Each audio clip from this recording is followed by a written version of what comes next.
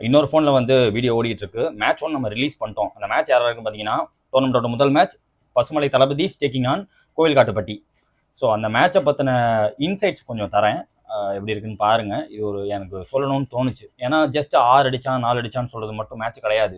So அங்கேருந்து அந்த மொத்தத்தையுமே experience பண்ண என்னாலேருந்து ஒரு இன்சைட் எக்ஸ்ட்ராவாக வெளியே சொல்ல முடியும்னா அதை சொல்லலாம்னு தான் பார்ப்பேன். ஸோ அதை பற்றி கொஞ்சம் பார்த்துருவோம். ஸோ முதல் ஓவர் போட்டது ஆக்சுவலாக குட்டி போட்டாங்க. குட்டி அவருக்கு வந்து பவுலிங் ஆக்ஷன் நல்லா இருக்குங்க. அந்த ஓவரில் ஒரு பவுண்டரி போயிடுச்சு, பட் ஒரு விக்கெட் பவுண்டரி அடிச்சு அப்போ அவரோட விக்கெட்டை அதே ஓவரில் எடுத்திருந்தாரு. நல்ல விஷயம். அவரோட ஆக்ஷன் கிளீனாக இருக்கு, நல்ல ஆக்ஷன் வச்சிருக்காரு. ஸ்ரீகாந்த் நம்ம மருதாந்தரி டோர்னமெண்ட்ல ஆல்ரெடி பார்த்த ஒரு பிளேயர், நல்ல பிளேயர், ஆஃப் சைடில் ரொம்ப ஸ்ட்ராங்கான பிளேயர். விட்டு இன்சைட் அவுட் ஆடுவார், கவர்ஸில் ஆடுவார், பாடி லைனில் வந்தால் கரெக்டாக மிட் விக்கெட் மேலே பெரிய ஆரை பதிவு பண்ணக்கூடிய பேட்ஸ்மேன். ஹையாக ரேட் பண்ணுவேன் அந்த பேட்ஸ்மேனை. அந்த பேட்ஸ்மேன் பசுமலை தளபதியோட ஒரு தூண். அவருக்கு ஒரு கேட்ச் ட்ராப் விட்டாங்க. ஆக்சுவலாக முதல் ஓவர்லேயே விட்டாங்க. அதை விட்டது வந்து விக்கி விட்டுட்டாரு. அது வந்து கொஞ்சம் டஃப்பான சான்ஸ். மேலே ஏறி எதிர்வையிலேருந்து கேட்ச் எடுக்க முடியாமல் விட்டுட்டாங்க. அங்கேருந்து மேட்ச் மாறிச்சு கண்டிப்பாக. அந்த கேட்ச் ட்ராப்புக்கு அப்புறமா மொத்த மேட்சையும் மாற்றிட்டாரு. ஸ்ரீகாந்த் வந்து ஒரு பிளிஸ்டரிங் நாக் ஆடி கொடுத்துட்டாரு. ஒரு ஃபேண்டாஸ்டிக் டிஸ்பிளே ஆஃப் பேட்டிங் பார்க்க முடிஞ்சிச்சு. அதான் சொன்னேன், ஒரு ஆஃப் சைடில் ரொம்ப ஸ்ட்ராங்கான பேட்ஸ்மேன். நிறைய ஷார்ட் கவர்ஸ்லாம் அடிச்சு துவம்சம் பண்ணிட்டான் தலைவன். 50ஐயும் போட்டார். 19 பால் 50 ரன்னு, 4 அடிச்சு பறக்க விட்டாரு. அந்த கிரவுண்டில் இந்த பேட்ஸ்மேன் ஸ்டாப் பண்ணது ரொம்ப டஃப்னு எனக்கு அப்பயே தெரிஞ்சு போச்சு. இன்னொரு விஷயம், அடுத்து ஒரு ஓவர் போட வந்தது விக்கி வந்தாங்க. விக்கியோட பவுலிங் ஆக்ஷன் நல்லா இருந்துச்சு. அதை தாண்டி விக்கி வந்து ரிலீஸ் பண்ணுறப்ப ஃபிங்கரில் வச்சு நல்லாவே புஷ் பண்ணி போட்டார் அந்த பந்தை. விக்கி ஓவரில் அடித்தாங்க, கண்டிப்பாக அடித்தார், அடிக்காமல் இல்லை. பட் விக்கியோட ஆக்ஷன் குறிப்பிடத்தக்க விஷயம். அது வந்து நோட் பண்ணியே தீரணும். இதோட முதல் இன்னிங்ஸை முடிக்கிறாங்க. முதல் இன்னிங்ஸ் 50 அடிச்சு முடிச்சார். ஆக்சுவலாக அது ஒரு நல்ல விஷயம், செமையாக இருந்துச்சு பார்க்கவே. கிட்டத்தட்ட ஒரு 67 ரன் டார்கெட்டை செட் பண்ணியிருந்திருக்காங்க. 67 சேஸ் பண்ணணும். ஓப்பனிங் பேட்ஸ்மேனாக சதீஷ் வந்தார். சதீஷ் நம்ம சேனலில் அதிகமாக பார்க்கக்கூடிய ஒரு பிளேயர். பச்சைக்குடி யுவராஜோட ஓப்பனிங் பேட்ஸ்மேனாக வருவார். Category wise 23 age under category wise Sathish opening பேட்ஸ்மேனாக வந்தார். வந்த உடனேயே சுவிட்சிட்டை போட்டு ஒரு 4 பதிவு பண்ணார். ஓப்பனிங் பவுலராக வந்தது குட்டி வந்தாங்க. குட்டியோட பவுலிங் ஆக்ஷன் நல்லா இருந்துச்சு. அவருக்கு வந்து என்னன்னா, குட்டிக்கு வந்து point of release, high point of release வைக்கிறாரு. அவர் லென்த்தை கன்சிஸ்டண்டாக போட்டுகிட்டே இருந்தாருன்னா வெயிட் பாலில் கண்டிப்பாக எக்ஸ்ட்ரா பவுன்ஸும் கிடைக்கும். அதே சமயத்தில் அந்த பவுன்ஸ்னால விக்கெட் டேக்கிங் ஆப்பர்ச்சுனிட்டி அதிகமாக இருக்கும்னு சொல்லுவேன். குட்டி அந்த ஓவரில் 2 விக்கெட்டை பிடிச்சாரு. எண்டில் 2 விக்கெட்டை பிடிச்சாரு. 2 பவுண்டரி வேற வந்திருக்கு. So common power play over 8 ரன்னை தாண்டிட்டாங்க அசால்ட்டா. அடுத்த பவுலர் மாது வந்தாங்க.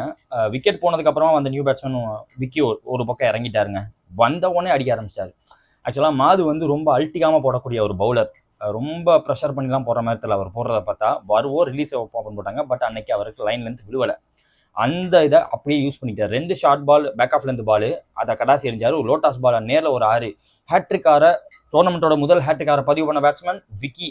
எவர் கேட்ச் விட்டாரோ அவரே வந்து மொமெண்டமை சேஞ்ச் பண்ணுற மாதிரி அந்த ஓவரில் நல்ல ஓவர். ஆக்சுவலாக நல்ல ஆக்ஷன் வச்சிருக்காரு மாது. பட் அதை வந்து கரெக்டான இடத்துல விழுலங்கிற காரணத்தினால பேட்ஸ்மேன் பிளேஸ் பண்ணிட்டாங்க.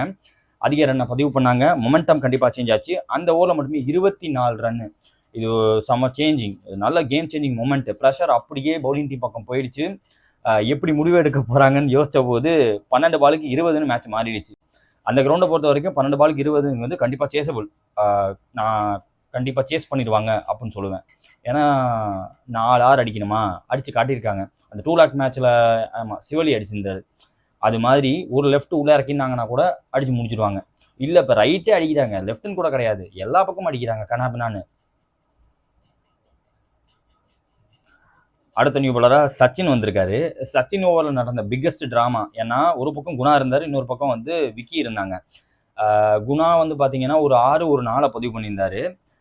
அந்த ஓவரில் வந்து ஒரு மிக்சப்பை பார்க்க முடிஞ்சு, ஒரு ரன் அவுட். அந்த ரன் அவுட்டுமே ஒரு பெரிய சேஞ்சு, ஒரு பெரிய இம்பாக்ட் கொடுத்துச்சு இந்த மேட்ச்சில். குணா ஆட்டம் வந்து வெளியே போயிட்டாரு.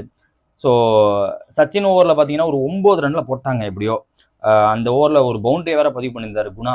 அந்த 4 அடித்த பேட்ஸ்மேன் வெளியே போயிருக்காரு ரன் அவுட் மூலியமா. ஸோ லாஸ்ட் ஓவருக்கு மீண்டும் மேட்ச் போகுது. 12க்கு 20ன்னு இருந்த மேட்ச் கடைசியில் பார்த்தீங்கன்னா 6 பாலுக்கு 11 ரன் வந்து நின்றுச்சு. அப்பயுமே பேட்ஸ்மேன் கையில் தான் அந்த கேம் இருக்கு. ஏன்னா விக்கி ஸ்டேக்கில் இருக்காரு.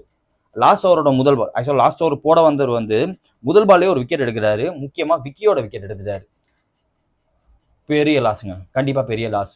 வந்து உள்ளே வந்த உடனே ரொம்ப பாசிட்டிவாக 3 6 அடித்த பேட்ஸ்மேன் 6 பால் 11 ரன் தேவைன்னு இருக்கும் போது முதல் பால் அவுட் ஆகுறாங்கன்னா அங்கேருந்து ஒரு ட்ராப்.